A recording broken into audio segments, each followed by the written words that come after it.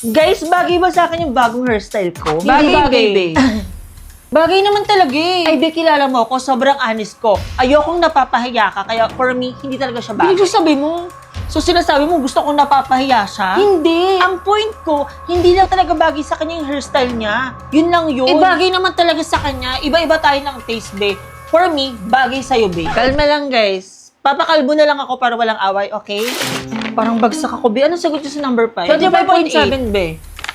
25.7 yan, sure ako, be. Kasi nag-calculator ako, kaya sure ako tama yung sagot ko. Ay, hindi, be. 24.8 yan. Inulit-ulit ko yung calcuhin. Swear, 24.8 talaga nalabas sa calculator ko. 25.7 yan, be. Sure na sure ako. 24.8 nga. Ba't ang baba ng sagot nyo? Bakit sa akin 900,000?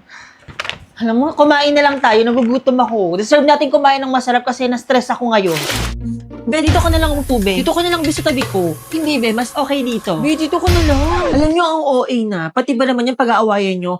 Dito na lang uupo sa gitna para walang away, okay? Kalma na. Ano kaya pwedeng orderin? Mag-best fish and chips ka na lang, babe. Ay, babe, mag-Caesar salad ka na lang, babe. Masarap siya. Bakit? Masarap din naman yung fish and chips, ah. Ito ko na lang, babe. Ay, babe, yung Caesar salad, babe, mas healthy. Kaya ito na lang sa'yo, babe. Oo, okay. Pati pagkain, pag-aawayan. Pwede ko naman orderin parehas yan. Kasi sa Fish and Co, may all-day meal sila. Pwede ka nang umorder 1 starter, 1 entree, tsaka 1 wings for 385 pesos lang.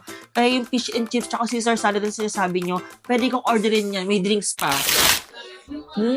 Sarap talaga kumain dun sa Fish and Co. Diba, sabi ko sa'yo, masarap dito. Ay, wala, sabay.